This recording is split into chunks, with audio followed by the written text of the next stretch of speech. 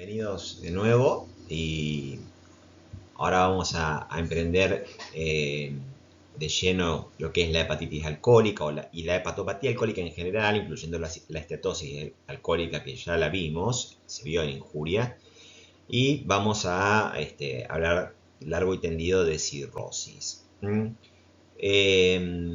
tengo un video subido para Injuria sobre injurias por alcohol y malnutrición y tabaco. Lo único que voy a hacer es reiterar determinadas cuestiones que me parecen importantes, recuperar respecto de lo que hace el etanol, no solamente en el hígado, porque si no uno queda como circunscrito a las lesiones hepáticas o a la hepatopatía alcohólica e ignora la innumerable lista de problemas que trae el abuso y la dependencia a esta molécula que se constituye como la toxicomanía más grave de todas, les aclaro, mucho más adictiva que la nicotina, que la marihuana, que la cocaína, bueno, el tema con la heroína estaríamos ahí al límite. Pasa que no hay tanto consumo de heroínas, ni tampoco de opioides como se ven en otros países más del norte. El alcohol etílico, ya sea cualesquiera sea su presentación, esto lo voy a pasar rápido porque lo pueden ver a detalle en el video. Búsquenlo, está en el canal, se llama Injurias por alcohol, malnutrición y tabaco. Yo lo que les quería comentar es que, bueno, yo voy a poner una serie de imágenes relacionadas con el alcohol que después voy a ir desarrollando. Ahí lo que primero pongo es un paciente con un abdomen distendido, globuloso, probablemente mate a la percusión, donde se observan claramente una serie de venas ingurgitadas. Eso se llama, digamos, colaterales, angioma spider o cabeza de medusa o telangiectasia, que se producen un problema de hipertensión vinculada a la hipertensión venosa portal, y ahora vamos a explicar por qué. Un segundito. La cirrosis, ahora vamos a ver qué es la cirrosis, vinculada también, es uno de los tres elementos de la hepatopatía alcohólica. Bueno, el gran problema que tenemos ahora en los que nos dedicamos puntualmente a las toxicomanías es que el inicio del consumo del alcohol etílico es cada vez más precoz. El promedio nacional, según las últimas estadísticas, es los 13 años, pero yo calculo que esa cifra va a ser cada vez menor. Y que el alcohol siempre es digamos, como la puerta de entrada, una gran puerta de entrada para las otras toxicomanías. Y es muy adictivo, tal es así que aún dejándolo, el paciente hasta el último día de su vida va a tener deseo de tomar su copa, una copa de alcohol. Es decir, fíjense, incluso yo que he coordinado grupos de alcohólicos anónimos, una de las pocas estrategias que funciona verdaderamente. Hay estrategias farmacológicas. Los lemas son solo por hoy no beberé, es decir, se plantean objetivos cortos de 24 horas de abstinencia. O sea, sostener la abstinencia es muy difícil. O sea, para que vayan vislumbrando la problemática que tiene esta adicción. Ahí les coloco una imagen de una endoscopía alta, puntualmente una esófago gastroduodenoendoscopía, donde se observan estas columnas crecientes, protruyentes hacia la luz esofágica, que están obviamente empujando la mucosa, vienen de la submucosa, de la dilatación varicial, digamos, de las pequeñas y frágiles venas esofágicas, que vamos a ver también se asocia al fenómeno de hipertensión venosa portal. Accidentes de tránsito, el alcohol etílico genera pérdida de la coordinación motora, de los reflejos. Bueno, siempre está vinculado, no siempre, pero muchas veces está vinculado a los ABP, accidente de la vía pública, automoto, persona moto, o sea, de las distintas variantes que se les ocurran. El hígado graso, que vamos a ver, del hígado graso mencionaré que ya es algo que se vio en Injuria. Lo único que mencionaré en esta instancia es que es de las hepatopatías alcohólicas, es el único elemento que podemos considerar constante, es decir, cada uno de los que consumen abusivamente etanol de manera crónica van a tener esteatosis, el 100%. Ahora, no todos harán hepatitis alcohólica y menos aún no todos harán cirrosis. La cirrosis alcohólica se estima que afectará a aproximadamente un 10% hasta un 15% de los etilistas crónicos. O sea que fíjense que tampoco, no todo etilista crónico evoluciona a la cirrosis, lo que habla de una susceptibilidad individual a hacer cirrosis alcohólica. El corazón. El corazón sufre, vamos a ver después por qué. Hay un déficit de una vitamina y un tóxico puntualmente y genera, es una de las causas ya detectadas para un conjunto de... Existían un conjunto de cardiopatías que no podían ser clasificadas como cardiopatía hipertensiva, cardiopatía isquémica, cardiopatía congénita, cardiopatía infecciosa, y que por descarte se denominaron, la OMS las llamó las miocardiopatías, de las cuales se describieron tres: la dilatada, la hipertrófica y la restrictiva, y que digamos, eran de causa desconocida, idiopáticas, y digamos, quedaban denominadas así por descarte. Digamos, no eran hipertensivas, no eran isquémicas, etc. Digo esto porque a veces muchos estudiantes e incluso médicos utilizan con mucha facilidad la palabra miocardiopatía para hacer, digamos, para indicar la enfermedad del miocardio. No es así. O sea, una miocarditis no es una miocardiopatía, ¿de acuerdo? Miocardiopatía es un término exclusivo para designar tres entidades que les acabo de decir. Ahora, de la dilatada, que es la más frecuente a su vez, ya se conocen muchos mecanismos fisiopatogénicos y al menos dos noxas vinculadas a esta enfermedad, donde hay una dilatación global de todas las cámaras cardíacas, no solamente del ventrículo izquierdo, que es el que está mostrado ahí en ese corte. Y se debe, y también otra causa importante es el crack o la pasta base de la cocaína. Recuerden que la cocaína fue un furor, el consumo de la cocaína en los años 80 en Estados Unidos. Lo que sucedía que era una droga muy cara, era de elite, y bueno, al combinar el clorhidrato de cocaína con éter o sustancias que provocaban una dilución, se generaba otra presentación de la cocaína que se podía fumar o aspirar, el humo, y producía un efecto mucho más potente, intenso, con menor cantidad, y por lo tanto abarató el producto y generalizó el consumo en poblaciones más, digamos, de nivel socioeconómico medios o altos. No quiere decir que no haya personas de nivel socioeconómico alto que consuman paco. Eso de que el paco proviene de los restos, de los residuos de la cocina de la cocaína es mentira. Es simplemente cocaína mezclada con un procedimiento químico para hacerla mucho más potente y para abaratarla, porque justamente usamos menos clorhidrato, perdón, menos clorhidrato al diluirla. Es barata, se vendía por $1, $2, y acá se consigue por 50 pesos, 40 pesos, entonces, y es extremadamente adictiva. Voy a hacer una pausa porque me agarra un poco de rinitis alérgica, que ya les expliqué qué era, ¿no? Continuamos. Bien, ahí les pongo una tomografía axial computada, ¿sí?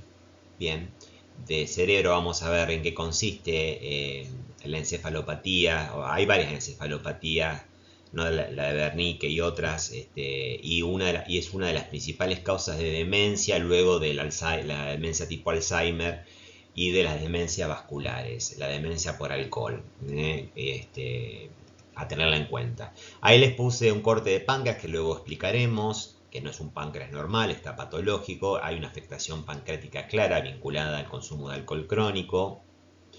Ahí, bueno, les quise poner un paciente que vomita sangre, es decir, hace una hematemesis, a veces masiva.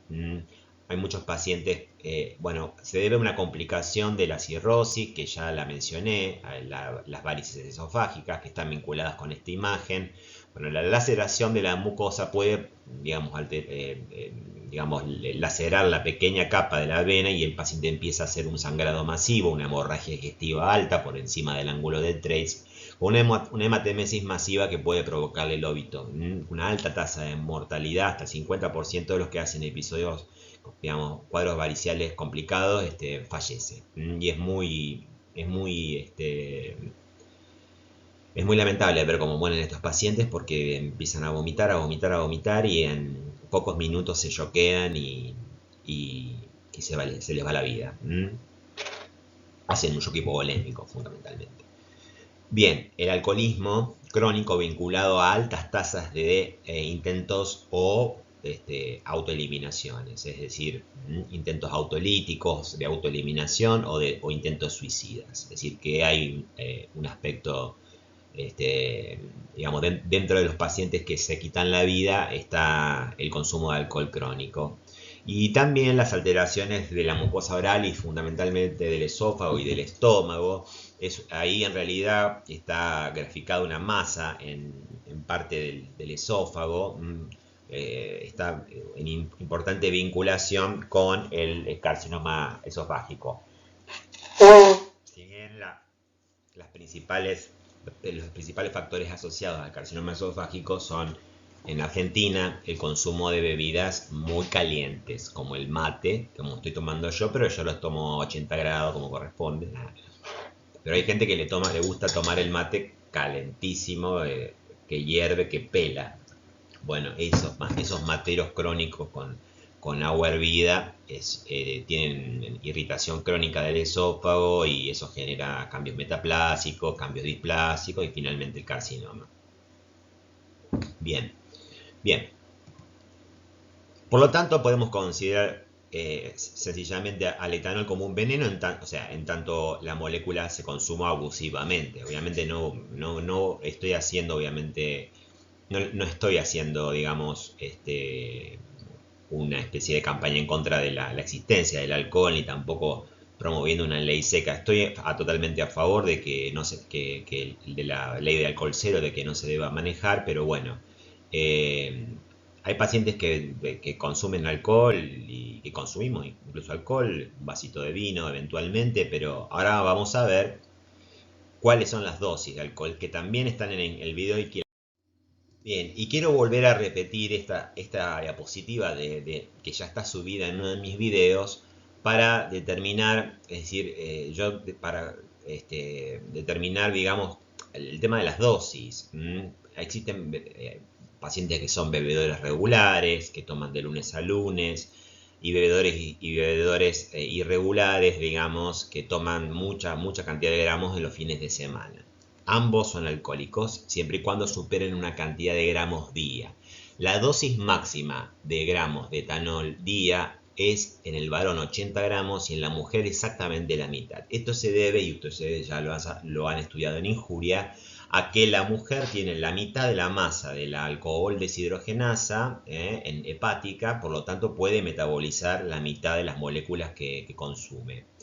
Fíjense que los gramos de alcohol dependen del tipo de bebida. La cerveza, que es una de las que menos gradación tiene, 4%, es decir, que tiene 4 gramos cada 100 mililitros, por lo tanto 40 gramos en un litro.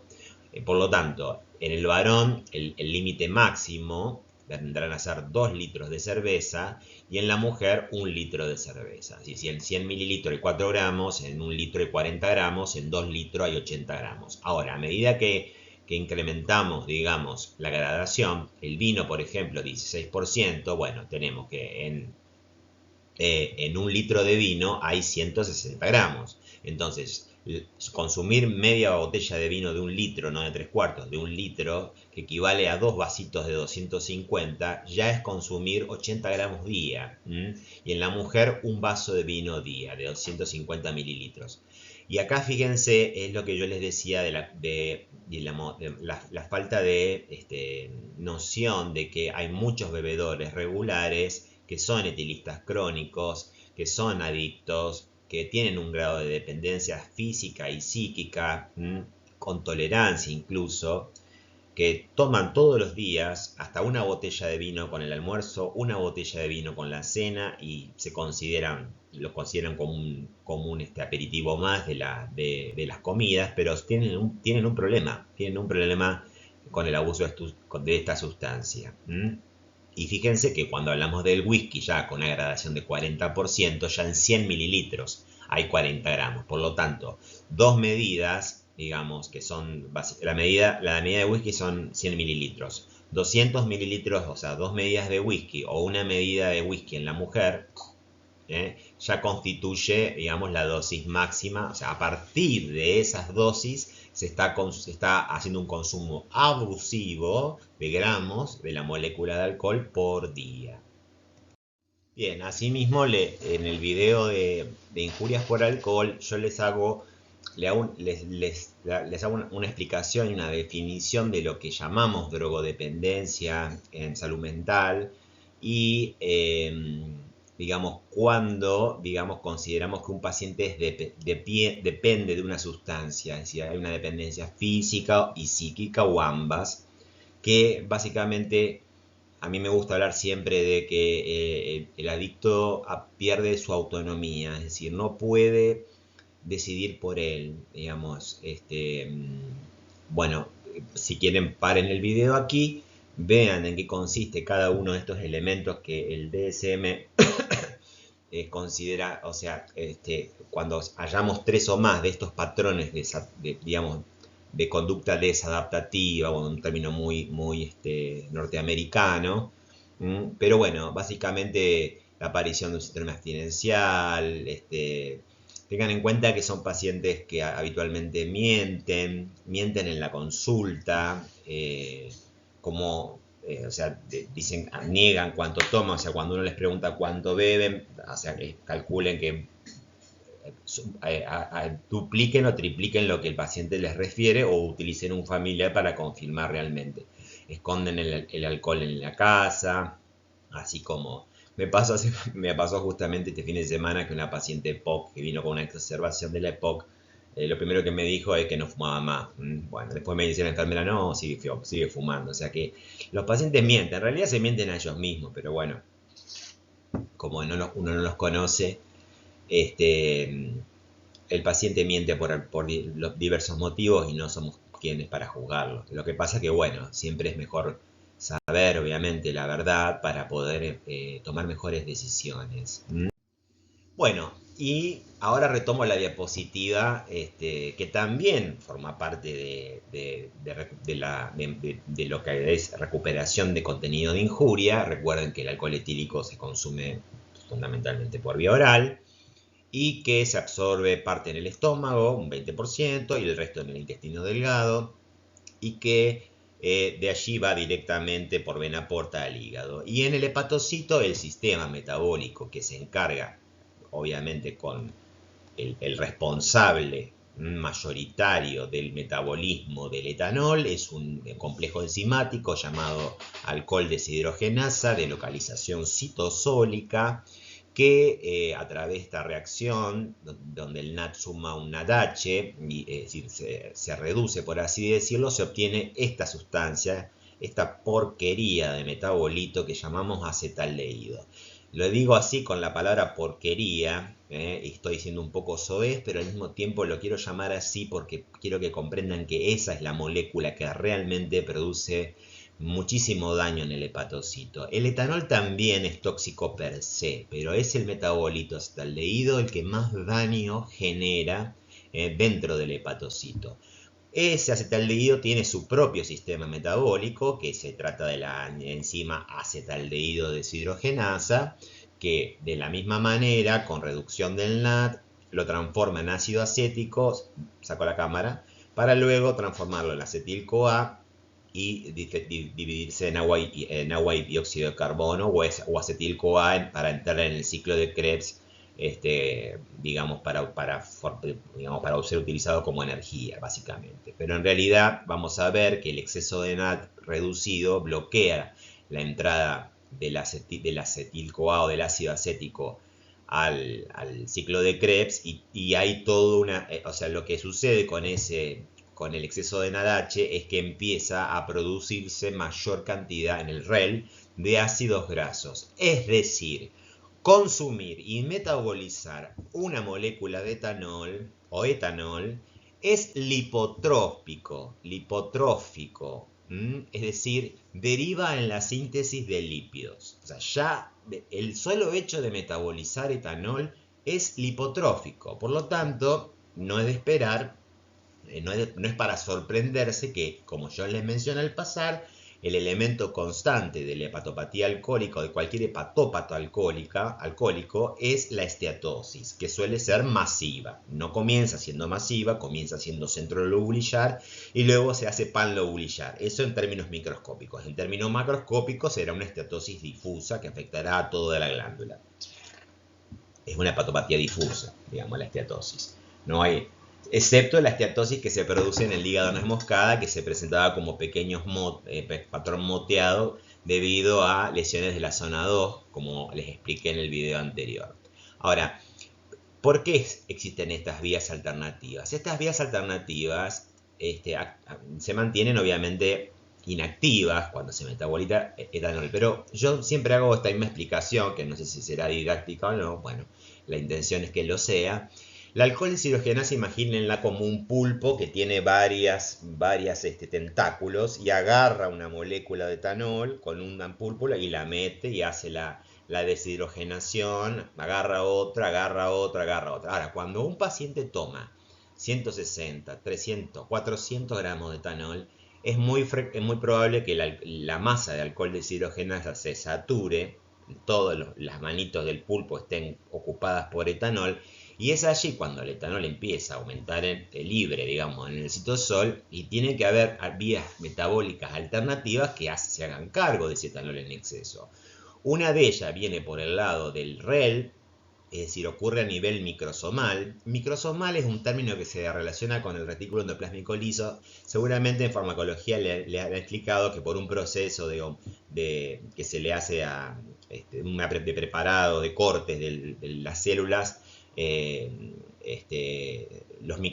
REL se ven como pequeños cortecitos de estructuras o tajadas llamadas microsomas. De ahí viene la palabra microsoma o microsomal vinculado a el REL, donde se encuentra este grupo de complejos enzimáticos que se conocen como la famosa citocromo P450, quien se va a encargar de tomar la molécula de etanol. Fíjense que tenemos la molécula de etanol, que pierde ya un protón y es transformada, termina también en la producción de NAD y agua, y termina para producir agua. Ahora, fíjense, lo más problemático de esta flecha es que también la vía alternativa lleva a la producción de la porquería del acetaldehído, más veneno dentro de la célula.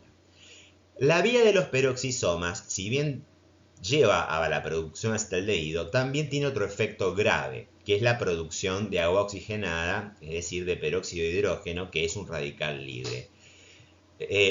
Los microsomas se encuentran en el REL, los peroxisomas en el citosol también. Por lo tanto, acá estamos involucrando la presencia de un radical libre, y ustedes en Juber estudiaron que los radicales libres que tienen electrones no pareados son capaces de fijarse sobre todo en los fosfolípidos de las membranas celulares y organulares y provocar la destrucción con compromiso de las bombas, daño. Y bueno, entonces ustedes ya se imaginarán qué pasa cuando un paciente hace una sobredosis de alcohol, digamos, o vamos a ver en qué contexto se suelen dar las hepatitis alcohólicas. Bueno, esto yo no tengo que repasarlo porque simplemente es una recuperación de contenidos ya dados. Bueno, imágenes macroscópicas y microscópicas de un hígado graso. Me gusta más esta porque se ve el color amarillento. Fíjense que la afectación es difusa. Si bien yo les dije que comienza siendo centrolobulillar, luego se hace panlobulillar. Pan significa todo, como pancarditis, O sea, y obviamente, gente, la esteatosis alcohólica o el alcohol no es la única causa de esteatosis. De hecho, las esteatosis se dividen justamente en alcohólicas y en no alcohólicas. En ese gran grupo de esteatosis no alcohólicas se incluyen la malnutrición, que ustedes ya vieron, sobre todo en el kwashiorkor, también en la diabetes mellitus, en el embarazo, en las dislipidemias, etc. En el caso del desnutrido, también, al igual que en el alcoholismo, comienza siendo centro lobulillar y termina siendo panlobulillar con una esteatosis difusa.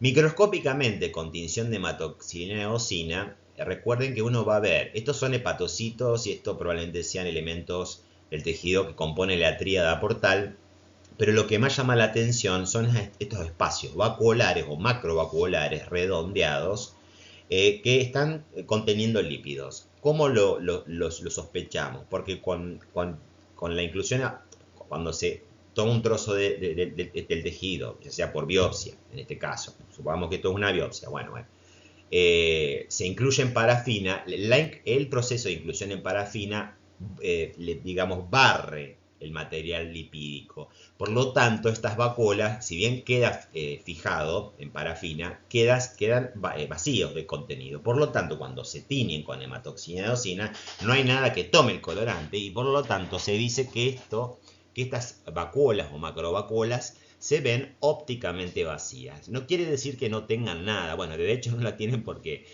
se ha quitado. Si quisiéramos, digamos, confirmar que se trata del acúmulo de lípidos, porque, ojo, hay otras vacuolizaciones que que se ven ópticamente vacías y que no corresponden a lípidos. Algunos glúcidos pueden dar el patrón o también la sola presencia de agua. Entonces, si uno quisiera confirmar que realmente es lípido lo que se está ahí acumulando, debería utilizar colores especiales para lípidos, como los sudanes. Fíjense que se trata de una estatosis masiva, no hay ningún hepatocito que no tenga una macrovacuola. Esas macrovacuolas primero fueron microvacuolas y luego van confluyendo y y aumentando, ahí se van acumulando los ácidos grasos o los triacilglicéridos que no pueden acoplarse a una apoproteína.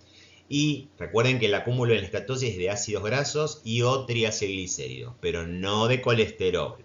No, ni ningún otro lípido más complejo, esfingolípidos, etc. Lípidos simples. Al colesterol me lo dejan en las placas de ateroma, ¿de acuerdo? Wow. Les decía, esto lo podrían confirmar con un Sudam, y es claramente una estatosis masiva. La macrovacuola es tan importante que lo que hace finalmente con el núcleo, sobre todo, es desplazarlo, marginarlo hacia la periferia. La pregunta es, ¿esto es un cambio reversible? Claro que sí, como dijimos en el primer video de patología celular, tanto el cambio hidrópico como el cambio graso son manifestaciones morfológicas microscópicas de que la lesión es subletal o reversible. Por lo tanto, si el paciente cesa en el consumo abusivo de alcohol y total,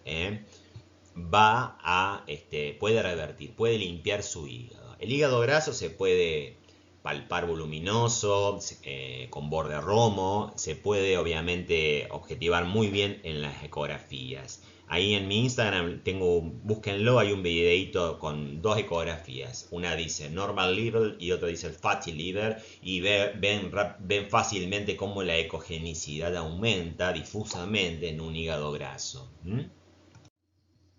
Bueno, aquí les pongo un trozo, un fragmento de un corte, una lonja, una rajada, como quieran llamarla, de un hígado sano, healthy liver, fatty liver, hígado graso, esteatosis y cirrosis.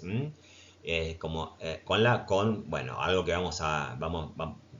van notando ya algo que tiene la cirrosis morfológicamente que caracteriza a este proceso, pero vamos a hacer una buena definición de cirrosis. Esto constituiría, junto con la hepatitis alcohólica, o sea, esteatosis, hepatitis alcohólica y cirrosis alcohólica, se constituirían la entidad que llamamos hepatopatía alcohólica, que obviamente se asocia a pacientes etilistas crónicos con un problema de abuso y de consumo prolongado con dependencia, síndromes abstinenciales si dejan de tomar, muchas veces sienten el deseo de tomar una copa a la mañana al despertar. Es un elemento muy sugestivo de que la adicción es muy intensa, muy grave. Incluso hay varios, ya los estuvimos comentando cuando hicimos esos repasos con las clases de impulso. Está el CAGE o el Audit, que son cuestionarios para determinar la posibilidad o el grado de dependencia a esta grave molécula. Bueno, bien, esto es una hepatitis alcohólica.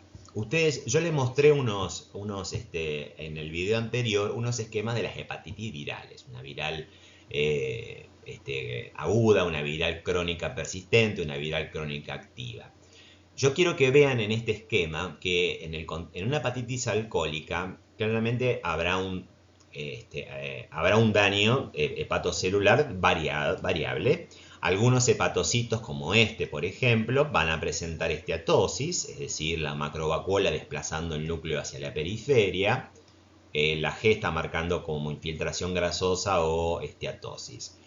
Otros hepatocitos directamente bajo la cámara para que vean digamos, las lesiones. Otros hepatocitos directamente estarán destruidos. Ahí probablemente estos dibujos que están ya indicando esquemáticamente un aumento de la acidofilia, pero conservan el núcleo. Acá tenemos ya detritus celular, hepatocitos necróticos. Y fíjense que en algunos hepatocitos, acá, por ejemplo, acá, se encuentran lo que se llama, incluso la hialina de Mallory. Vamos a ver qué es la hialina de Mallory. Es una acumulación de un material proteico dentro del hepatocito, dentro de los hepatocitos fundamentalmente, por una toxicidad del acetaldehído y los radicales libres sobre el citoesqueleto o las fibrillas que constituyen el citoesqueleto. Y ya en la hepatitis alcohólica empieza a haber un estímulo para que haya fibrosis. Ahora vamos a comentar eso. Y lo que me falta destacar, muy importante, es la presencia de un infiltrado inflamatorio que interesa tanto al espacio portal como al lobulillo, tanto en el centro del lobulillo como en la periferia del lobulillo. Y este infiltrado de células, si bien quiero encontrar una que les muestre la diferencia con el infiltrado previo que yo les mostré. Bueno, no. Bien, esta se ve linda, pero se las voy a dibujar más grande, digamos. La célula es así y tiene el núcleo así. Entonces, el infiltrado inflamatorio en la hepatitis alcohólica es neutrofílico. ¿De acuerdo? Neutrofílico. Es una hepatitis aguda, inespecífica, producida por la toxicidad de los metabolitos del etanol, del propio etanol, que desencadena lesión hepatocelular en forma reversible e irreversible. Y obviamente la sola presencia de una célula muerta, ustedes saben que puede gatillar una respuesta inflamatoria, no ya con fines de eliminar una noxa, sino con fines de reparación. Por eso empieza a aparecer algo de fibrosis, ¿de acuerdo? Recuerdan esto de la inflamación, que la inflamación no es solamente una respuesta para eliminar noxas. La inflamación también es una respuesta para reparar. Entonces aquí las células necróticas liberan sustancias como el ácido úrico, como el ADP, el adenosindifosfato, que son factores quimiotácticos para neutrófilos, desencadenando la respuesta inflamatoria. Pero lo que quiero remarcar fundamentalmente, fíjense, este hepatocito no está con la macrovacuola desplazando el núcleo. Está balonizado, lo que quiere decir que está injuriado subletalmente o irreversiblemente, ahí con cambio hidrópico. Cambio hidrópico, cambio graso, necrosis hepatocelular y alina de Mallory, infiltrado de polimorfonucleares, presencia, aparición de elementos de elementos de fibrosis, o sea, de producción de colágeno. Esto nos habla de una hepatitis alcohólica. Como todo proceso inflamatorio agudo va a generar manifestaciones clínicas, elevación de las transaminasas. Cuando hay un daño por alcohol, se dice que se eleva una transaminasa más por sobre otra. Incluso se duplica, o la relación TGO-TGP es 2:1. Bueno, eso ténganlo en cuenta. Obviamente en cualquier hepatitis hay elevación de las transaminasas, pero en la hepatitis alcohólica hay una elevación mayor de la TGO, transaminasa glutámica oxalacética.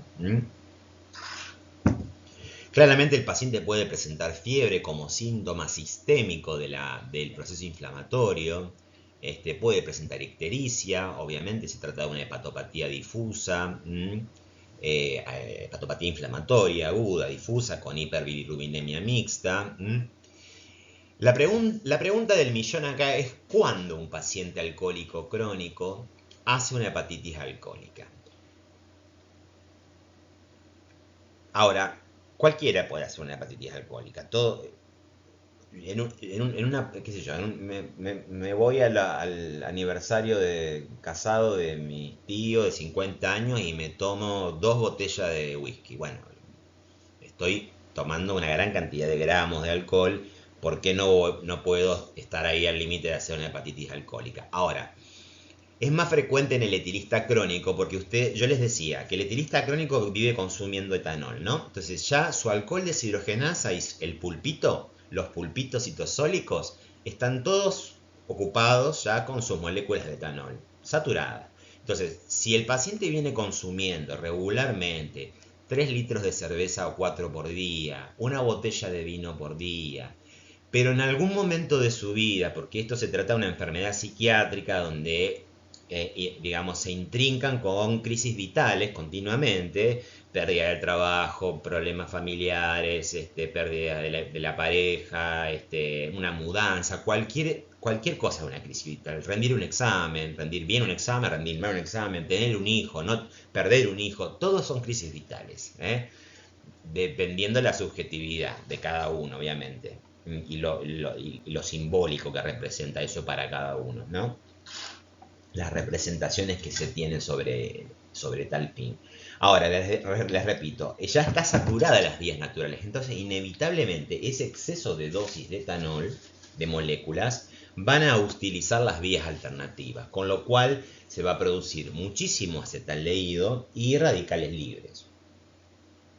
Eso va a generar toda el acetaldehído es tóxico directo, empieza a generar daño de las membranas de las organelas, de la citoteca, los radicales libres hacen otro tanto, hasta provocar la necrosis hepatocelular, que por lo general no ocurre de manera masiva como en las necrosis hepatocelulares vinculadas a los virus, pero interesa varias elementos. Incluso también no solamente los hepatocitos son injuriados por el etanol. Otras células que están presentes en la estructura normal del lobulillo, sobre todo las células de hito, también son injuriadas por el alcohol etílico. Y ahora vamos a ver qué pasa con estas células famosas de hito y por qué entraron en terna. Pero quiero que quede claro que el paciente es un etilista que viene consumiendo tanta cantidad de gramos que hace una crisis vital intercurrente y duplica o triplica la dosis habitual, satura las vías metabólicas y hace una hepatitis aguda probablemente con necesidad de internación. Fíjense en estos hepatocitos que la mayoría están balonizados, Pero lo que quiero mostrarles con esta imagen microscópica es fundamentalmente en los citosoles de algunos hepatocitos, yo diría de la mayoría, se encuentran estas masas, estos acúmulos que se ven con hematoxina eosina intensamente acidófilos, rosados, homogéneos, vítreos, amorfos. Y esto era y vidriosos. De ahí viene la palabra vidrio, hialos, viene de vidrio, ¿ya? Y ahí utilizamos la cuestión del término hialino. Entonces, cuando hablábamos de cúmulos o acúmulos proteicos, hablábamos de acúmulos hialinos. Bueno, la hialina de Mallory es un ejemplo típico de acúmulo hialino. Como los cuerpos de Kuhn-Sihlmann son otro ejemplo también dentro del hepatocito vinculado a el virus de la hepatitis B que inicia la apoptosis de un hepatocito y los pequeños trocitos del hepatocito apoptótico son fagocitados por otros hepatocitos o las células de von Kupffer y a la presencia de ese cuerpo apoptótico se le llama cuerpo de Kuhn-Sihlmann. Otros ejemplos de hialina intracelular son los cuerpos de Negri de la rabia, los cuerpos de Russell en el mieloma múltiple en las células plasmáticas o plasmocitos. Y también teníamos las peligrosas hialinas extracelulares, el amiloide, que no estaba dentro de la célula, estaba por fuera, lo que es muy peligroso y es mucho más lesivo, porque al no estar dentro de la célula, por lo menos dentro de la célula yo tengo sistemas enzimáticos para lidiar con ese acúmulo proteico. Tengo un sistema de proteasas que yo me puedo, digamos, sacar ese acúmulo anormal. Ahora, una proteína extracelular no tiene, digamos, la forma de eliminarse.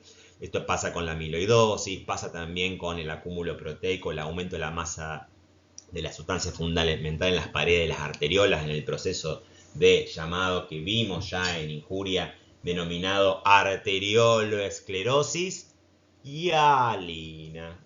¿Por qué? Porque bueno, se trata de un acúmulo también proteico.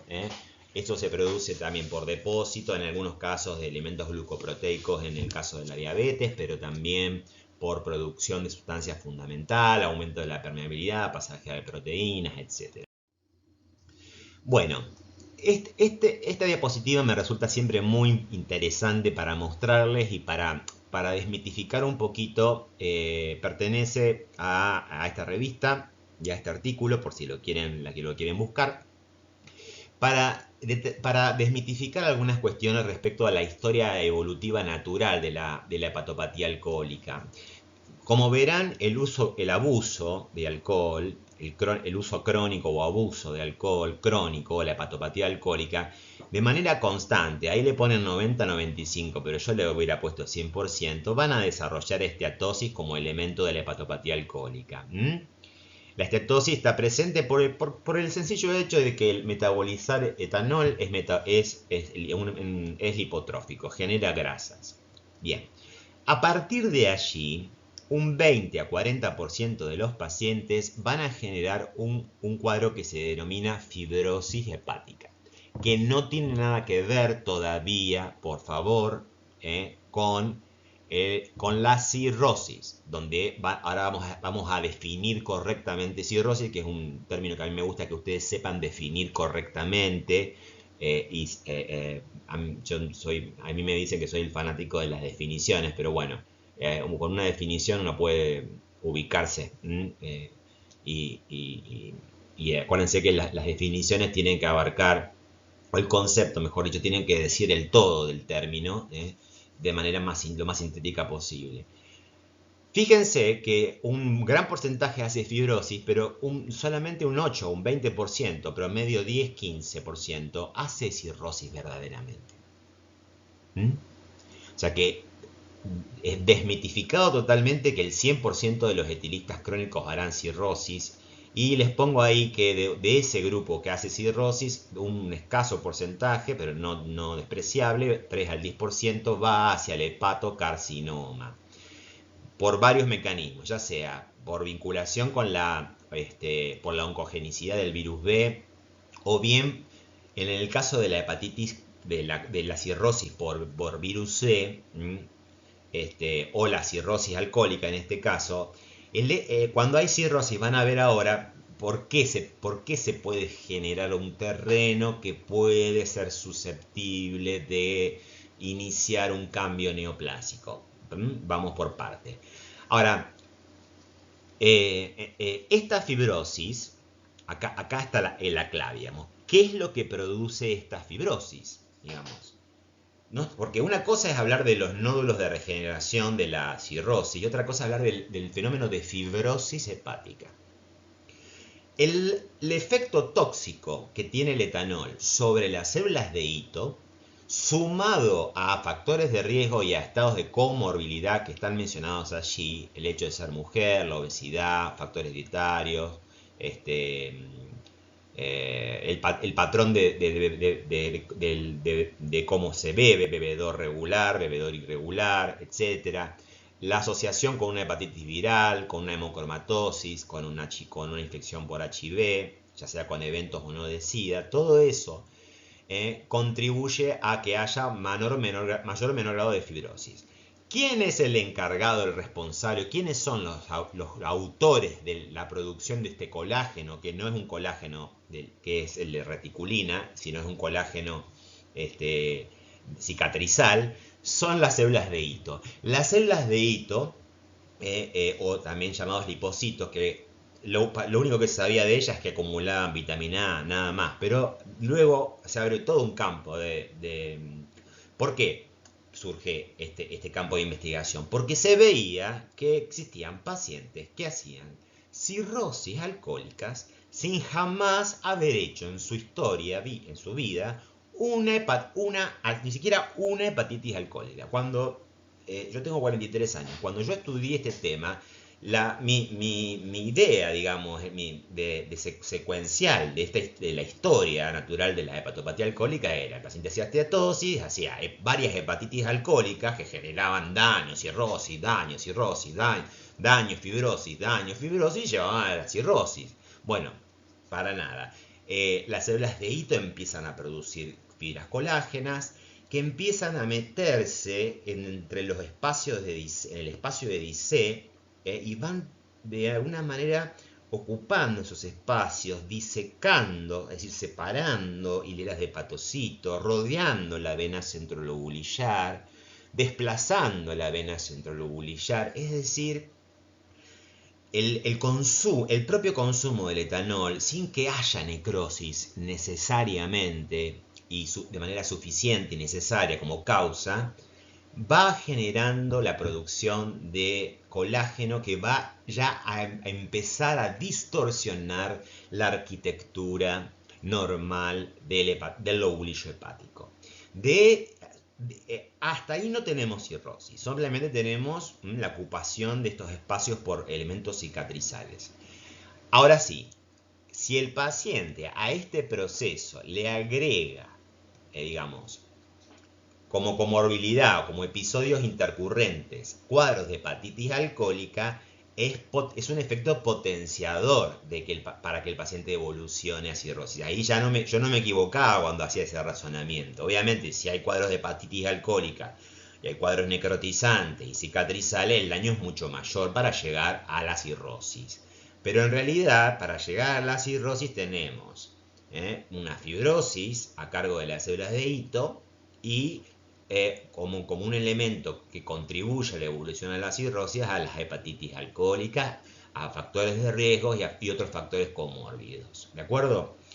Y con respecto al hepatocarcinoma en el cirrótico, ahora vamos a explicar a qué se debe. ¿Quedó entendido esto de la historia natural? Y acá quiero que se replanteen en esta fase toda la cuestión. Está muy bien explicado en los libros actuales porque este es un tema novedoso. De hecho, se están estudiando formas de inhibir la actividad sintética de colágeno por parte de estas células para que el proceso en el etilista crónico se detenga y no evolucione hacia la cirrosis o hacia la fibrosis. Bien, llegamos entonces a la cirrosis. Para lo cual yo quiero que me tomé el trabajo de tipear lo más completo posible una buena definición que abarque todos los aspectos de esto, pero quiero que entiendan voy a quitar la cámara para que se lea completamente. La cirrosis es una forma de hepatopatía crónica difusa, es decir, afecta, al igual que la esteatosis masiva o las hepatitis agudas, como dijimos, afecta al hígado de manera difusa o generalizada, pero ¿es una enfermedad en sí? No. O sea, es una forma de hepatopatía, es verdad, pero es, a mi entender, o al menos así lo veo yo, la vía final común, el destino final común de muchas otras hepatopatías. Es decir, la forma, en términos anatomopatológicos, la forma anatómica final de muchas agresiones del hígado en hepatopatías diversas, que todas terminan en esta vía final común con una característica morfológica muy similar. Alguna tendrá una variación de color que ahora vamos a explicar. Pero la característica común, como vía final común, es la presencia de nódulos de hepatocitos remanentes. Esto es importante, o sea, yo aclaro la palabra remanentes. ¿Qué quiere decir? Remanentes quiere decir que han quedado, han sobrevivido a una catástrofe, a un efecto catastrófico, necrotizante. Bueno, los que han sobrevivido, que recuerden que los hepatocitos tienen una gran capacidad mitótica, pero se encuentran, o sea, nódulos de hepatocitos remanentes, sobrevivientes, en regeneración anormal. ¿Por qué? Porque la regeneración, que dijimos que era fabulosa en el hígado, depende fundamentalmente de que se conserve esa estructura, ese esqueleto, digamos, radiado, de fibras de reticulina que le permita a los hepatocitos multiplicarse, reponerse, hacer mitosis, completar las hileras o los cordones o las trabéculas. Si yo pierdo ese esqueleto, ese eje director que me permite organizar las hileras del lobulillo, yo no tengo el armazón estromal sobre el cual generar una regeneración normal. Entonces, y justamente esa regeneración anormal ocurre por la pérdida de la trama de las fibrillas de reticulina, que son fibrillas de un tipo de colágeno. Y a esto se le suma otro concepto importante. Cada uno de estos nódulos, que podrán ser micronódulos o macronódulos, están rodeados por delicados y muy delgados puentecitos de fibrosis, que se ven rosados, grisáceos. Eso es también otra característica morfológica que forma parte de la definición. De acuerdo al tamaño del nódulo, hablamos de cirrosis micronodulares, si el nódulo mide menos de 3 milímetros, o macronodulares si mide más de 3 milímetros. Algunas cirrosis comienzan siendo micronodulares y luego se hacen macronodulares, otras serán micronodulares todo el tiempo, unas comienzan siendo macronodulares y hay una explicación para cada caso que veré si la puedo dar en cada uno de los ejemplos que dé. Esta desorganización grave de la arquitectura del lobulillo, la falta del estroma de reticulina, genera grandes problemas del normal flujo sanguíneo. Imaginen que ya una vena centrolobulillar puede quedar desplazada hacia la periferia del lobulillo y comprimida.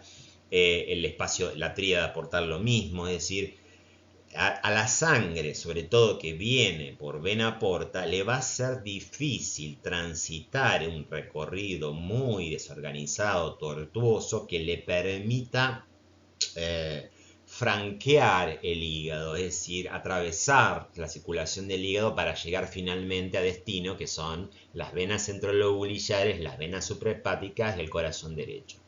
Y esa es la explicación por la cual una de las complicaciones asociadas a la cirrosis es el aumento, hay congestión pasiva local de lo que es el territorio de la vena porta y obviamente ahí está el fenómeno de hipertensión venosa portal con hipertensión venosa de las venas que constituyen la vena porta. La vena esplénica, por eso habrá también congestión pasiva esplénica y esplenomegalia, y congestión pasiva y aumento de la presión hidrostática todos los órganos que drenan sangre venosa, en las venas mesaraicas, incluso también en los pequeños capilares que se encuentran irrigando el mesotelio del peritoneo. Eso va a explicar también parte de lo que es la ascitis o el hidroperitoneo. ¿Estamos? Es decir, cada palabra que yo remarco en amarillo tiene un sentido. El hecho de que haya hepatocitos remanentes, que se trate de la vía final común de otras múltiples enfermedades hepáticas, que el proceso de regeneración existe, pero es totalmente anormal, anárquico, desorganizado, porque no existe el estroma que lo sostiene, y de los puentecitos que lo separan. Bien, esto quiero por favor que lo incorporen, y que razonen por qué yo marco tales y tales palabras. Cada palabra tiene, esta es una definición lo más completa posible que logré hacer respecto de este término que es la cirrosis. Bueno, aquí tenemos un hígado con sus dos lóbulos donde se ve más bien, bueno, no tenemos una regla para medir digamos, los nódulos, pero bueno, hay algunos que son micronodulares, otros son macronodulares. Lo que hay es algún cambio de coloración aquí, probablemente haya esteatosis si se trate de una cirrosis alcohólica. Pero esta es una cirrosis alcohólica porque se ve claramente esteatosis. O sea, la cirrosis alcohólica, recuerden que dentro de la hepatopatía alcohólica la esteatosis era el elemento constante. Por lo tanto, lo vamos a ver cuando haya fibrosis hepática, cirrosis hepatocelular, aún con un hepatocarcinoma, y en la hepatitis alcohólica veremos esteatosis. La cirrosis alcohólica comienza siendo micronodular, más luego se hace macronodular. Eso tiene que ver con, inicialmente se producen pequeñas áreas de necrosis y destrucción de partes del lobulillo que obviamente empiezan a generar, digamos, y la fibrosis, digamos, que diseca y que desorganiza las estructuras, pero luego a medida que el paciente, siempre que el paciente siga consumiendo etanol y haciendo, digamos, estímulo de las células de hito, daño hepatocelular por alguna hepatitis alcohólica intercurrente, ya esas zonas de necrosis se van a hacer más extensas, con tipo esas necrosis en puente que yo les contaba de las virales, y van a aparecer macronódulos. Por lo tanto, la alcohólica podemos decir que comienza siendo micronodular y termina siendo macronodular. Otra cuestión es el tamaño del hígado. Uno cuando piensa en cirrosis, lo primero que se le viene a la cabeza es un hígado retraído, pequeño, hecho una especie de roca dura, leñosa, cicatrizal, retraída, pequeña. Bueno, es cierto, es un estadio final esperable, pero no obstante eso, muchas cirrosis comienzan con un cuadro de hepatomegalia y luego esto se produce porque por los nódulos de regeneración hay un aumento del tamaño del órgano y luego hay finalmente una retracción. Pero no toda cirrosis necesariamente es, digamos, va a terminar, o sea, vamos a encontrar cirrosis con hepatomegalia. Eso es lo que quería expresar. Microscópicamente, si yo les pregunto, bueno, esto es un nódulo de regeneración. Fíjense que comparado con un lobulillo ese hermoso que yo les mostré al principio de las clases anterior, ahora después les vuelvo a mostrar la imagen de mi lobulillo lindo, acá no hay una organización estructural, arquitectural, que me permita ver dónde está la vena centrolobulillar. Acá no hay nada. Es decir, la vena centrolobulillar ha quedado desplazada y comprimida en algunos de estos sectores del material cicatrizal que rodea este nódulo de regeneración. Acá hay algunos elementos del espacio porta, otro nódulo que comienza a constituirse, otro nódulo que comienza a constituirse, los puentecitos de fibrosis, que rodean cada nódulo. Ahora, si les pregunto, probablemente qué tipo de cirrosis sea esta, ustedes medirán la cirrosis alcohólica por la presencia dentro de esos hepatocitos remanentes en regeneración anormal dentro del nódulo de macrovacuolas de esteatosis. No quiere decir que no haya otra causa de... Hay otra cirrosis causada por un virus hepatotrópico y ese virus es capaz de generar esteatosis. Me refiero puntualmente al virus C. Ahora, no va a generar nunca este tipo de esteatosis masivas o tan importantes. O sea que descarten la idea que esto pueda tratarse de una cirrosis por el virus C. Es claramente la microscopía de la macroscopía que les acabo de mostrar previamente. Lo que quiero demostrar también es que aquí la arquitectura normal está totalmente desorganizada, digamos. El nódulo de regeneración no cumple, o sea, ¿qué función puede cumplir? O sea, recuerden que había un sentido, un sinusoide que iba de un extremo al otro, un polo biliar que iba de un lado al otro, una hilera de hepatocitos que hacía intercambios con la sangre, que conjugaba, o sea, todo eso se altera, evidentemente. Y obviamente genera grandes problemas del circuito vascular para que la sangre pueda, digamos, franquear, como digo, yo me gusta ese término, franquear o traspasar, digamos, al hígado y llegar finalmente a las venas cava inferior a través de las venas suprahepáticas. Entonces, eso va a explicar algo que ustedes ya van suponiendo que son la apertura de lo que se llaman colaterales o shunts por tocada, que normalmente no se encuentran abiertos porque justamente no son necesarios, y que justamente se abren y se van a utilizar para que justamente la sangre pueda recurrir a franqueos, digamos, a darle la vuelta, digamos, buscarle la vuelta para llegar finalmente a la vena cava ya superior a través de la vena ácigos, a través de estas anastomosis por tocada. Fíjense este corte macroscópico, cómo se ven los nódulos de regeneración. Claramente, si ustedes comparan con la reglita, muchos de ellos miden menos de 3 milímetros, que serían esto, y son micronódulos, pero bueno, hay algunos que son macronódulos, como este mide ya más de 3 milímetros. También hay un tinte algo esteatósico, tranquilamente puede ser también otro corte de una cirrosis alcohólica. Gente, la principal causa de cirrosis hoy por hoy en nuestro medio claramente es el alcohol etílico. No me atrevería a decir un porcentaje determinado, pero al menos más de la mitad. Digo esto porque hay en algunas clases de consulta o algunos me han manifestado que la principal causa eran la cirrosis post-hepatitis. Y no, claramente no. Nunca lo fueron y ahora menos porque ustedes se imaginarán por qué. No tanto por la vacuna para el virus A, sino para el virus B. Y también por el control de los bancos de sangre y ya las transfusiones, ya no hay contagios del virus C. Hay contagios por otras vías, hematosexual, bueno, pero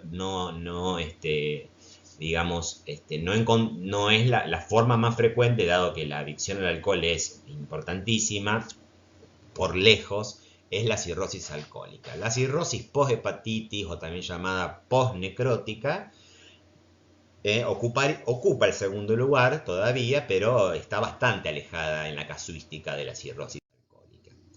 Bien, producto de la desorganización de la arquitectura hepática, me desconecto de la cámara y después me olvido que estoy desconectado, se van a producir trastornos vinculados por un lado, a efectos producidos por la hipertensión venosa portal y también otros producidos por el daño hepático. Recordemos que el hígado funcionalmente se encuentra en problemas, es decir, va a sufrir un deterioro de sus funciones metabólicas, de síntesis de factores de la coagulación, de apoproteínas, etcétera, etcétera. Bueno, y las manifestaciones, es decir, podemos tener hasta llegar a la insuficiencia hepática y en estadios terminales, ahí donde aparece realmente ictericia, por lo general.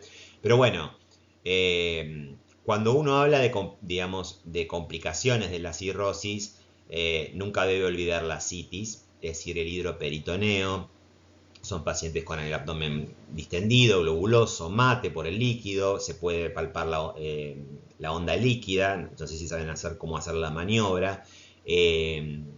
Respecto a la citis o al hidroperitoneo, claramente, bueno, ahí hay una cuestión complicada.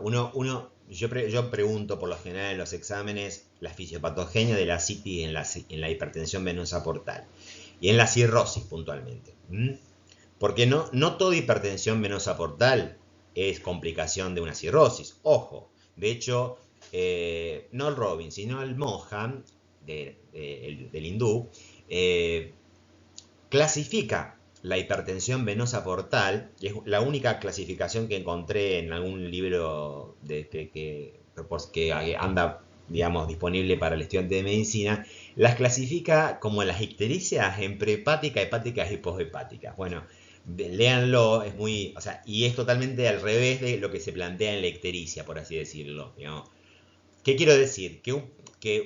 Hay pacientes que hacen ascitis porque son insuficientes cardíacos, ¿entienden? O están haciendo un síndrome nefrótico, que no sé si lo saben lo que es, pero bueno, les aclaro brevemente que tienen edemas por una proteinuria importante masiva, por una glomerulopatía gran perdedor, una proteinuria masiva de más de 3 gramos y medio de proteína por día, con hipoalbuminemia consecuente y también, bueno, hiperlipidemia y lipiduria, no importa. Los mecanismos fisiopatogénicos, bueno, otra vez, si yo pensaba la patogenia del hidroperitoneo, de la cirrosis hace 20 años, pensaba, bueno, hay hipertensión venosa portal, hay aumento de la presión en las venas que constituyen la vena porta, en las vénulas y obviamente en los pequeños capilares que inician la red venular. Aumenta la presión hidrostática capilar y por Starling, por la presión de filtrado hidrostática menos oncótica, se produce un pasaje neto de ultrafiltrado plasmático hacia la cavidad peritoneal. Es decir, un trasudado o un edema hemodinámico. A lo que le agregamos otro problema en el cirrótico. En tanto que hay insuficiencia hepática, no produce proteínas en cantidad suficiente. Hay un encuadro de hipoproteinemia, sobre todo de hipoalbuminemia, por lo cual eso también contribuye a que haya una disminución de la presión oncótica. También otro mecanismo de edema hemodinámico. Si el aumento de la hidrostática, disminución de la oncótica, bueno. Ahora, no son esos los principales mecanismos de la ascitis del cirrótico. Les voy aclarando. Justamente el tratamiento no está orientado a mejorar esos aspectos, ¿no? Obviamente intervienen, ¿no? Pero el rol de ambos mecanismos no es el más determinante de la ascitis. Ustedes tienen que considerar que la ascitis, que yo les expliqué que significaba bolsa de cuero, porque así se acumulaban el agua, digamos, los líquidos se transportaban en bolsas de cuero de animales, bueno, bolsa de líquido. La cavidad peritoneal llena de, no sé, 500 mililitros, 1 litro de líquido de edema hemodinámico, se constituye como un tercer espacio. Entonces, ese tercer espacio, a ese tercer espacio va todo, digamos, desde la sangre, por problemas de diferencias de gradiente, de solutos, va a parar todo ese tercer espacio, con contracción de la volemia.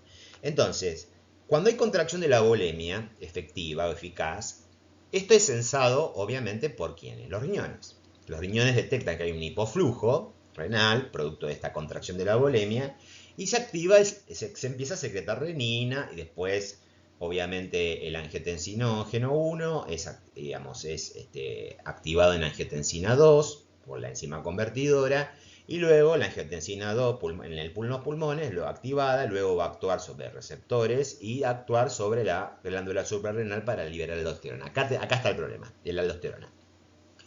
La aldosterona lo que actúa es, ustedes saben, a nivel renal retiene sodio y lo intercambia con potasio. La retención de sodio va acompañada de la retención de agua en un intento de preservar la volemia contraída. Ahora, ese sodio, esa natremia que logra, digamos, aumentar, digamos, para nivelar un poco el medio interno en el proceso de ascitis, se encuentra en un nivel, en una concentración superior al sodio que se encuentra diluido en la bursa, en la bolsa de la citis, en la cavidad peritoneal. Por lo tanto, pasa hacia el tercer espacio. Es decir, es un circuito vicioso donde todo los intentos del cuerpo para sostener la bulimia terminan agravando el problema y terminan yendo al tercer espacio. Por esa razón, el tratamiento médico, porque una citis una citis de grados moderados e intensos terminan con paracentesis y drenajes, ¿no? Pero a veces los que hacemos clínica médica los tratamos con diuréticos. Y el diurético en excelencia, bueno, esto como un dato de color, pero para que entiendan por qué es importante saber fisiopatogenia para entender farmacodinamia. Es decir, hay un diurético como la espironolactona y hay otra nueva un poquito mejor que se llama epleronona, que no sube tanto el potasio, no importa, que bloquea los receptores de aldosterona. Entonces, de esta manera, al bloquear el receptor aldosterónico, no produce, detiene, digamos, la formación de este edema. Como tarda 3 o 4 días en hacer efecto la espironolactona, se le da furosemida al paciente para hacerlo orinar y digamos, disminuir el volumen. Eso para los cuadros de ascitis leves, digamos, que responden al tratamiento médico. Habrá algunos que habrá que drenarlos con sumo cuidado porque, ojo, si uno drena muy rápidamente sin hacer una reposición por vía parenteral de la bulimia o de proteínas, podemos matar al paciente. Es decir, este tercer espacio que está complicando que está generando todo este desequilibrio del medio interno, al sacarlo de golpe, produce una grave contracción rápida de la bulimia y choquea al paciente, provocándole el vómito. Ojo con esa cuestión. Fíjense también que habrá esplenomegalia. La esplenomegalia está íntimamente relacionada con el fenómeno de hipertensión venosa portal, en tanto hay hipertensión venosa de la esplénica, congestión pasiva y aumento del bazo. Obviamente un bazo aumentado de tamaño, ustedes saben que eso lleva al hiperesplenismo y el hiperesplenismo hace que el vaso pueda atrapar mayor número de células de la sangre, lo que puede generar anemias, lo que puede generar problemas digamos, digamos, por captación excesiva, digamos, atrapamiento. Fíjense que ahí están graficadas, no se ven bien, yo después les veo las cabezas de medusa o teleangiectasias o también llamado angioma spider, que son justamente colaterales anastomóticas que hace, digamos, conexiones por tocaba, pero a nivel de las venas superficiales del abdomen o venas umbilicales, que obviamente son venas de calibre muy delgado, entonces no están acostumbradas a soportar semejante flujo de sangre venosa, entonces se vuelven tortuosas, se vuelven varicosas y se vuelven telangiectásicas. Y se observan también acompañando a un abdomen con o sin ascitis. De la misma forma, se van a abrir anastomosis que existen por tocaba con la coronaria estomáquica, que es la vena que drena sangre del estómago, y luego a través de las venas de la submucosa del esófago llegar a las venas ácigos para llegar a la vena cava superior y franquear el hígado de esa manera. Puede haber también conexiones con las venas hemorroidales, sobre todo las venas hemorroidales inferiores, que se comunican con la cava, pero rara vez se producen hemorroides asociadas a una hipertensión venosa portal, no. Las hemorroides tienen que ver con otra cuestión, vinculada a debilidades de la pared de las venas, se asocian a venas varicosas, a una insuficiencia venosa periférica por venas varicosas, o sea, con mucho componente heredo familiar, ¿no? Bien, entonces puede haber esplenomegalia, varices esofágicas, varices gástricas también faltaría poner allí. Alteraciones en la médula de los huesos. Bueno, eso después vamos a ver que, bueno, la ictericia en estadios avanzados. Fíjese que este es un varón y presenta ginecomastia. Al mismo tiempo presenta atrofia testicular. Y también eritema palmar. Todas estas manifestaciones se asocian a un fenómeno vinculado a los estrógenos, ya que al caer en la proteína que vehiculiza los estrógenos se produce un hiperestrogenismo con, digamos, una feminización de algunos caracteres sexuales con la aparición de caracteres sexuales femeninos en el varón. O claramente en el testículo produce atrofia, pero en las mamas produce ginecomastia. El eritema palmar también se asocia a eso. También hay una contractura palmar vinculada, quizá quiso graficarlo acá en éter, como la contractura de Dupuytren. Y bueno, puede haber anemia por diversos mecanismos, bueno, justamente por el atrapamiento provocado por el hiperesplenismo, hay anemia, leucocitopenia y trombocitopenia. Tendencia a sufrir hemorragias, ¿por qué? Porque al no producir los factores de la coagulación, falla la hemostasia secundaria y no se forman buenos coágulos. No estamos hablando de trombo y embolia, estamos hablando de hemostasia normal secundaria. Y los edemas se producen no solamente en el abdomen, se producen edemas en los pies, edemas sacros, edemas faciales, porque aquí hay una disminución de la oncótica, entonces se producen, es un síndrome, lo que llamamos ascítico edematoso, es decir, una anasarca directamente. Anasarca, que venía de carne, Anasarca les expliqué que era algo carnoso que subía, digamos, bueno, porque el edema se hacía generalizado. Claramente el daño hepático empezará a producir problemas vinculados a la... Después aparecen otras cuestiones como el síndrome hepatorrenal o algunos problemas pulmonares, pero bueno, hasta incluso encefalopáticos producto de la producción de derivados del amoníaco. No es amoníaco puntualmente, pero lo que es la encefalopatía hepática. No vamos a ahondar en eso, simplemente quiero que entiendan que todos los problemas que acarrea la cirrosis, ya sea por efectos, por complicaciones vinculadas a la hipertensión venosa portal, ya sea por efectos vinculados a la insuficiencia hepática o al daño hepatocelular. Otros nódulos de regeneración, muy parecidos a los que le mostré anteriormente, con los puentitos de fibrosis, pero obviamente la anarquía total. Yo uso la palabra anarquía parece con una connotación negativa, pero admiro a muchos anarquistas, sobre todo los que murieron colgados en Nueva York en la huelga, por eso se celebra el Día del Trabajador, gracias a esos mártires, que eran todos anarquistas. Pero bueno, anarquía, me refiero no a anarquía, a una desorganización de la arquitectura normal. Acá podemos decir que frente a la ausencia de vacuolas de esteatosis, probablemente se trate de otro tipo de cirrosis, una poshepatitis podría ser. Acá les explico cómo a partir de, digamos, de una alteración de la arquitectura normal, la vena porta tiene que buscar, digamos, hay hipertensión venosa portal y busca, digamos, anastomosis portocava, fíjense la coronaria estomáquica, y luego eso puede generar varices gástricas. Pero el tema son las varices esofágicas, porque las varices esofágicas, el esófago es un tubito de 25 centímetros que mide apenas, medirá 2 centímetros y medio de diámetro o menos, y la submucosa es muy delgada.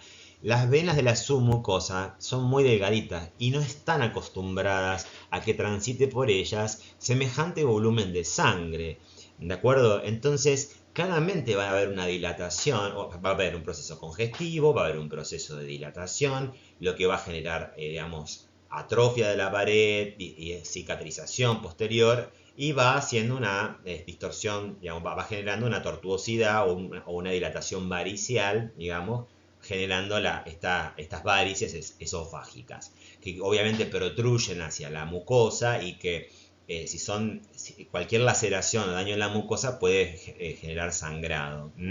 También las cabezas de medusa o el angioma Spider son otra manifestación de circulación colateral o shunt. Y obviamente, bueno, fíjense cómo acá se conecta finalmente con la vena ácigos y desemboca en la vena cava superior a la aurícula derecha, volviendo. Entonces, ¿qué hacen? El hígado, digamos, está bloqueado, entonces buscan alternativas como para llegar a la sangre venosa, del sistema venoso. Bueno, ahí se nota otra imagen de Netter muy linda sobre no solamente varices esofágicas, sino varices gástricas un hígado con nódulos de regeneración separados por puentes de fibrosis, el diafragma, la vena ácigos, una imagen endoscópica con la visualización de las columnas. Y no olvidemos que el alcohol está vinculado también con el cáncer de esófago, el cáncer de boca, el cáncer de estómago, las esofagitis, por como noxa irritativa que es, las gastritis agudas hemorrágicas y las gastritis crónicas. Aunque veremos en el tercer video que no es la principal causa de gastritis crónica o, por ejemplo, de cáncer de estómago. Si bien no es despreciable el porcentaje, hay otras cuestiones a saber. Esa es una imagen endoscópica que verá el gastroenterólogo endoscopista visualizando, obviamente, aquí está digamos, el cardias y la unión esófago-gástrica, pero lo que se ven son protrusiones en columnas de las varices dilatadas, tortuosas. Bueno, obviamente ya les expliqué qué pasaba con esto. A veces sangran poco y no hacen una hematemesis masiva y se produce una hemorragia digestiva alta sin hematemesis. Y recuerden que cuando la hemorragia digestiva es alta y el tránsito es normal, aparecen en heces, digamos unas heces de color negro como este mouse, de un olor muy desagradable por producto de la digestión del hemo y de la globina, y generalmente, bueno, esto se llama melena, pero a veces hay pacientes con un tránsito acelerado donde no hay tiempo para la digestión y aparece una sangre un poquito más, estrías sanguinolentas un poquito más rojo rutilante, que también pueden ocurrir en las hemorragias digestivas altas, que se denomina hematoquexia. Ya cuando hay enterorragia o proctorragia, estamos hablando de otro tipo de sangre y de otro tipo de hemorragia digestiva que claramente es por debajo del ángulo de Treitz, que es el límite que determina que la hemorragia sea alta o baja. Bien, otras cuestiones, bueno, vuelvo a repetir, complicaciones vinculadas con un hígado cirrótico, hipertensión venosa portal, esplenomegalia, varices esofágicas, varices gástricas, pero también no olviden que hay otras causas de lo que podemos decir hipertensión venosa portal, lo que el Mohan llama causas poshepáticas, porque o sea, el problema está más allá del drenaje venoso de las venas suprahepáticas. Puede ser una trombosis en las venas suprahepáticas, que se llama síndrome de Budd-Chiari. Ocurre en estados de hipercoagulabilidad o trombofilias. O una insuficiencia cardíaca global, ¿no? Ahí Netter puso tricuspidia, pero no necesariamente tiene que ser una valvulopatía, una insuficiencia valvular, sino una insuficiencia cardíaca global que genere congestión pasiva crónica hepática, hígado no emoscada y produzca toda esa presión de la congestión pasiva se transfiere hacia la vena porta, también produciendo, ¿por qué no?, aumento de la hidrostática, ascitis, etc. Y también podríamos plantear cuestiones vinculadas a hipertensiones venosas portales llamadas prehepáticas, que estarían localizadas en la vena porta, muy raras, como por ejemplo una trombosis de la vena porta, muy raro, muy raro. Lo más frecuente, quédense con la cirrosis como causa de hipertensión venosa portal. Fíjense que es un corte de un hígado cirrótico ya con macronódulos. Hay una reglita ahí. Hay macronódulos evidentes, fíjense el tamaño. Algunos miden más o menos 2 centímetros. Esta es una cirrosis macronodular. La cirrosis que comienza siendo macronodular desde el vamos es la cirrosis poshepatitis o posnecrótica. La alcohólica, recuerden que primero es micronodular y luego se hace macronodular. Y otra cosa que tiene la cirrosis alcohólica, recuerden, es la presencia de esteatosis. En cambio, en la cirrosis poshepatitis no necesariamente hay cirrosis y incluso se puede conservar el tamaño, el color normal del hígado. Ahora, fíjense en este hígado que presenta todos esos puntitos que se ven brillantes por la luz de la fotografía, son micronódulos. Miden escasos milímetros, 1 milímetro, 2 milímetros. Es una cirrosis, fíjense que el compromiso es difuso, como dijimos. Son micronódulos y lo más llamativo de este corte de hígado es el color. Parece el color, como yo digo en mis clases, del hígado del increíble Hulk, verde. Justamente se trata claramente de otra forma de cirrosis, que deberíamos mencionar la tercera, otra causa de cirrosis, que es la cirrosis biliar. ¿Cuál es la noxa aquí que daña el componente hepatocelular y que obviamente lleva a la destrucción de la trama de reticulina y a la formación de micronódulos? Es la propia bilirrubina, porque la bilis, vamos a la bilis. La bilis se secreta al polo biliar, es conducida a través de los canalículos conductillos vía biliar intrahepática, se excreta por vía biliar extrahepática y punto. Pero fuera del sistema biliar es tóxica para el hepatocito. ¿Entienden? Entonces, de la cirrosis biliar podemos decir que existen dos formas. Una llamada primaria y otra llamada secundaria. La secundaria voy a empezar por ella porque es la más fácil de entender. Es decir, cualquier circunstancia o causa que se constituya como causa de síndrome coledociano, es decir, que no deje progresar la bilis, carcinoma pancreático, un cálculo que no progresa, podemos mencionar malformaciones congénitas graves en los neonatos como la atresia de la vía biliar, bueno, un cuadro grave que va a producir cirrosis en chiquitos muy chiquititos. Recuerden que atresia significa falta de perforación de un órgano hueco. Agenesia es la falta de formación de un órgano directamente. Estenosis congénita es la disminución de la luz congénita, que también puede tener una variedad adquirida, por proceso cicatrizal, por ejemplo. Una neoplasia de la vía biliar, intrahepática o extrahepática. Las de las intrahepáticas llaman tumores de Klatskin, como les comenté. O un adenocarcinoma del epitelio un cáncer de vesícula que pueda llevar a infiltrar la vía biliar. Una neoplasia de otro órgano de la vecindad que invada la vía biliar. Bueno, cualquier causa de síndrome coledociano que ocasione colestasis extrahepática y colestasis intrahepática, y obviamente un estancamiento de la bilis en todo el sistema biliar, de conductillos biliares, con la destrucción ya por aumento de la presión de la bilis, el derrame, por así decirlo, de bilis hacia los conductillos biliares. Entonces, a ver si puedo graficarlo esto con otro color. Ustedes tienen el espacio... No, no se ve ese. A ver este... No... Va a tener que ser el rojo. Ustedes tienen el espacio porta, ¿no? Con los tres componentes. Arteria, vena porta y rama el conductillo biliar.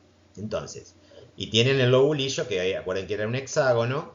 Esto es microscópico, gente, y la vena centrobiliar es acá. Entonces, ¿por qué la cirrosis biliar es micronodular y lo será en toda su evolución? Porque el problema está acá en los conductillos biliares. Estos se destruyen, en el caso de la secundaria, por gran presión de la bilis que no puede progresar por un fenómeno colestásico, y es volcada hacia los hepatocitos periportales. Entonces, los hepatocitos comprometidos y afectados por la toxicidad de la bilis, necrotizados, y obviamente la pérdida de la trama de reticulina, ocurre en pequeños focos peritiriada portal. Entonces son pequeñas áreas de necrosis con pérdida de la trama de reticulina allí y se forman allí pequeños micronódulos de regeneración con su fibrosis periférica. ¿De acuerdo? Por eso son micronodulares, no llegan a ser grandes, no hay grandes territorios de necrosis como pasan las hepatitis, una hepatitis viral crónica activa, virus B o a virus C, se producen grandes extensiones de necrosis, que se acuerdan que eran necrosis en puente. Bueno, ahí claramente la cirrosis comienza siendo macronodular desde el vamos, porque hay grandes áreas de muchos lobulillos implicados. Bien.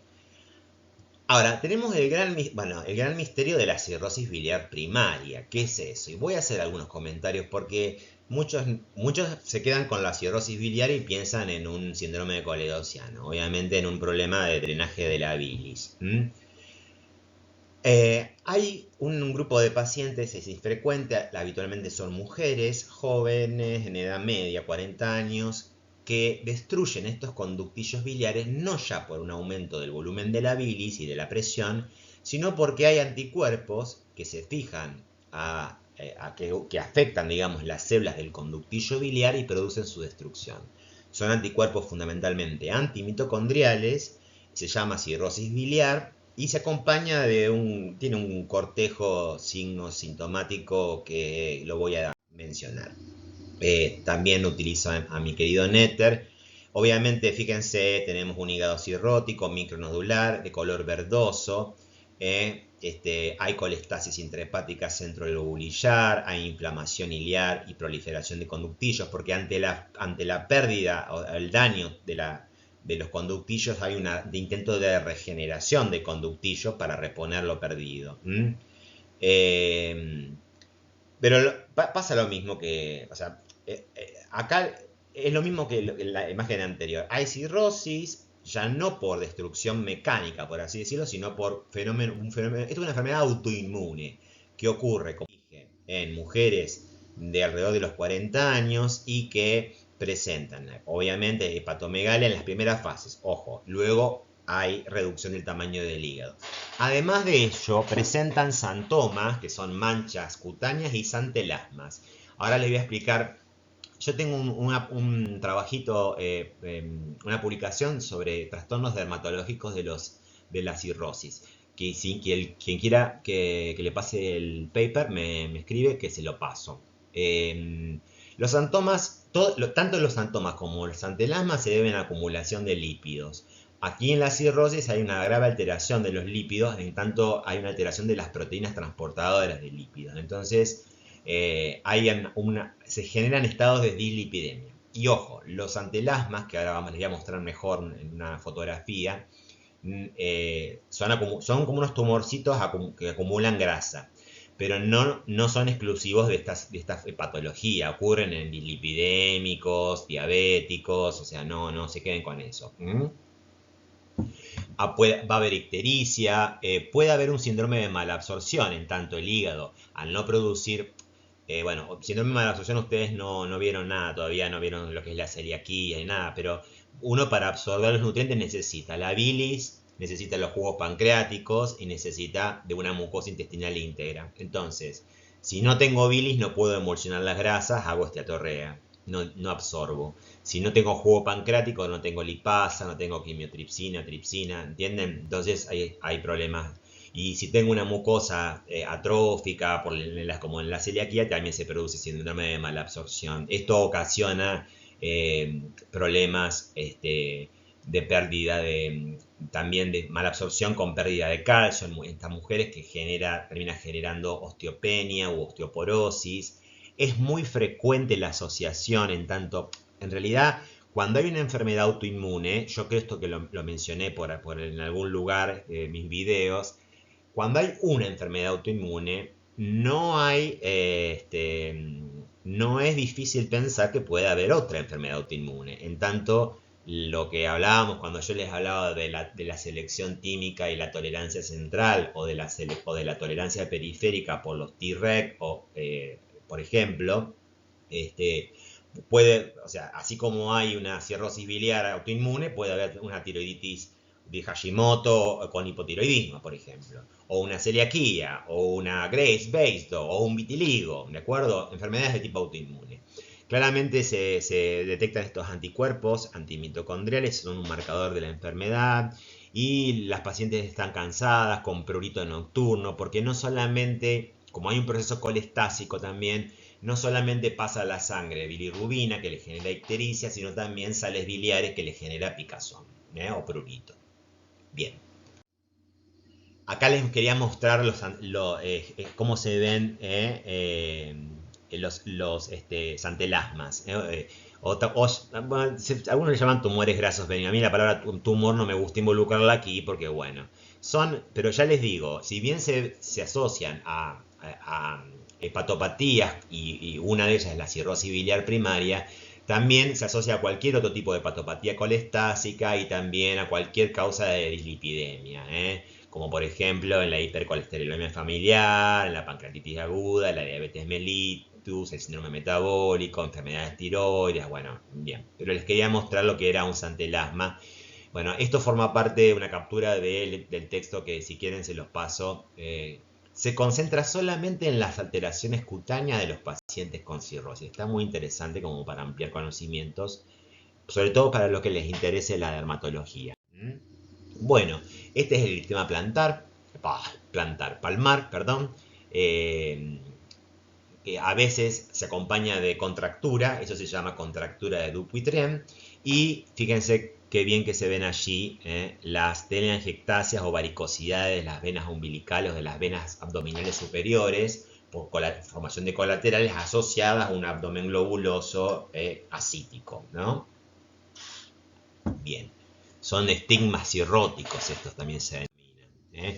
Y aquí hago también, en este cuadro divido, digamos, todo lo asociado a los fenómenos de hipertensión portal y todo lo asociado a los fenómenos del fallo hepatocelular o de la insuficiencia hepática. Vuelvo a repetir, varices esofágica, hematemesis, gastropatía con varices gástrica, heces con melena, esplenomegalia, venas abdominales dilatadas, fíjense los nombres que tiene, caput medusae, angioma spider, telangiectasia, cabeza de medusa, ascitis y raramente varices rectales o hemorroides, pero no de cualquier...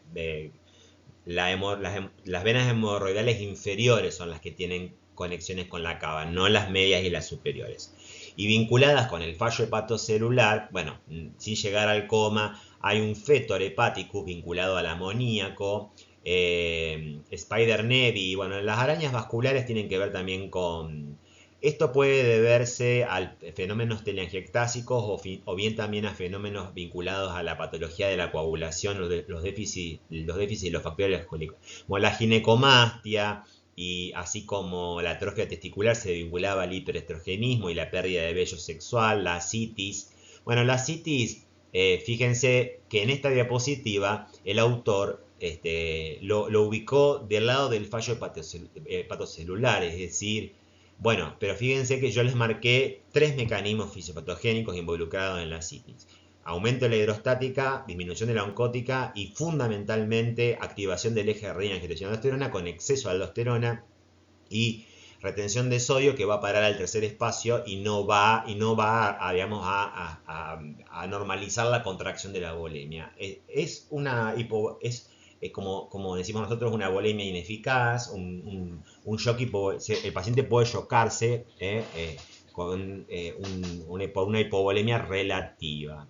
Puede haber flapping o tremor, eso asociado a la encefalopatía, petequias por descenso del factor de la coagulación. Las anemias, acuérdense que se vinculan por la esplenomegalia que atrapa y los edemas vinculados también a la hipoalbuminemia, aunque también podemos asociarlo también a la hipertensión venosa portal. Bueno, para ir terminando con este video, les pongo acá cerebros normales de un paciente mayor, digamos, un adulto mayor sin patología, un paciente con demencia tipo Alzheimer, donde hay un adelgazamiento de las circunvoluciones con ensanchamiento de las cisuras, no en todas las áreas, pero fíjense que está respetado el lóbulo frontal, el lóbulo occipital, sobre todo el lóbulo temporal y el temporoparietal. Y fíjense cómo se ve en el alcoholismo, hay una afectación global de todos los lóbulos con adelgazamiento de cisuras.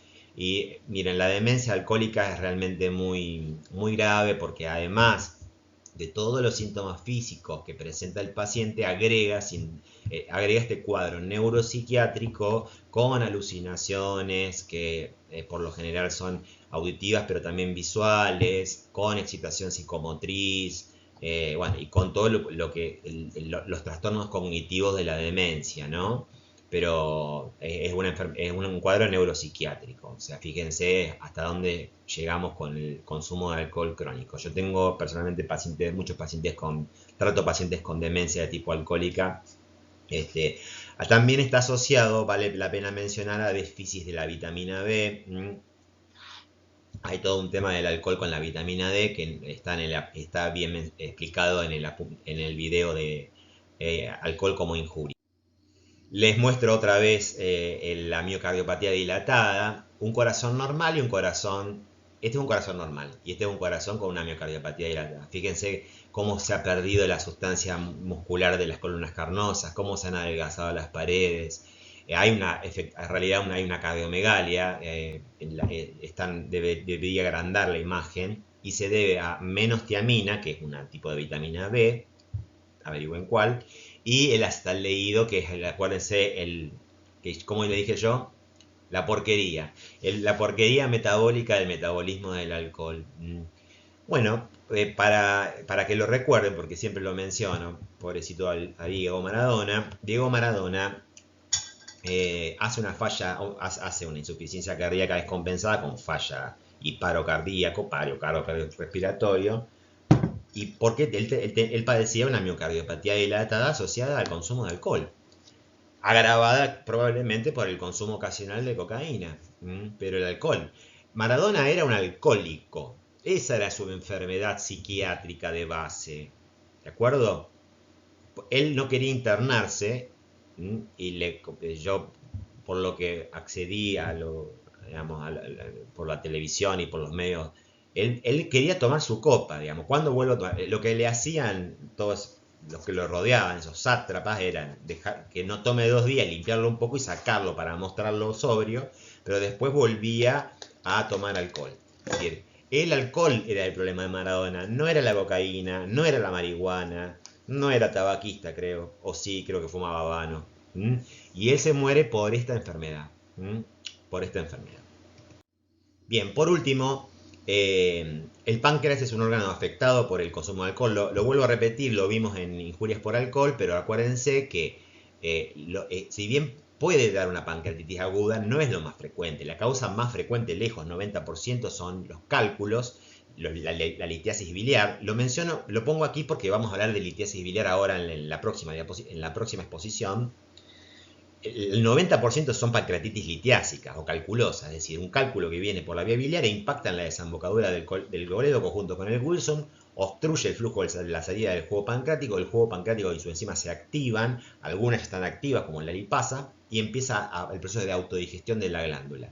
Ahora, el alcohol, si bien puede producir un cuadro agudo, es más frecuente que produzca una pancreatitis crónica. Vuelve a las secreciones más espesas, tiene un efecto tóxico crónico sobre las células glandulares de la glándula de la parte exócrina, y va generando con el tiempo fibrosis. Deja un páncreas fibrosado, tanto en su componente exócrino como en su componente endocrino, es decir, en las células, con compromiso de las células beta, de los islotes en los islotes de Langerhans. Por lo tanto, es fácil suponer que un paciente con pancreatitis crónica va a tener, por el lado del páncreas exócrino, una menor calidad de jugo pancreático o ausencia de jugo pancreático causa síndrome de mala absorción. Y por el lado, digamos, del páncreas endocrino, va a ser una diabetes que llamamos diabetes secundaria a una pancreatopatía. Es decir, no va a producir insulina porque no hay islotes, no hay célula beta, fundamentalmente. A eso le llamamos diabetes mellitus secundarias. A las otras las llamamos primarias y a esas las dividimos a su vez en tipo 1 y tipo 2.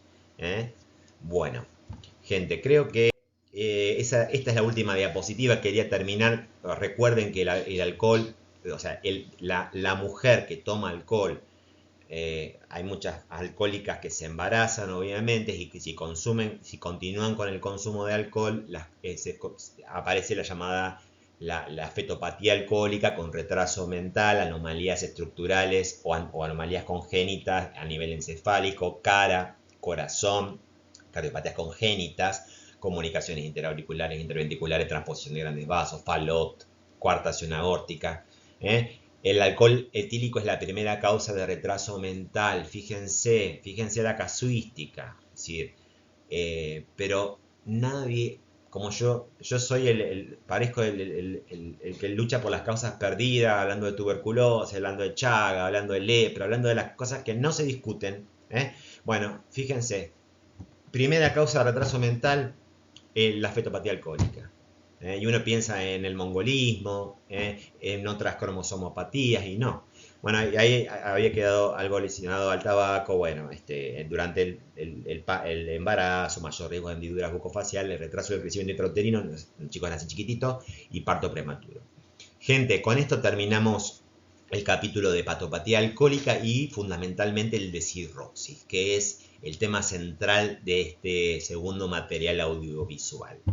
En el próximo que voy a grabar a continuación vamos a hablar fundamentalmente de patología del estómago y litiasis biliar. Nos vemos prontito.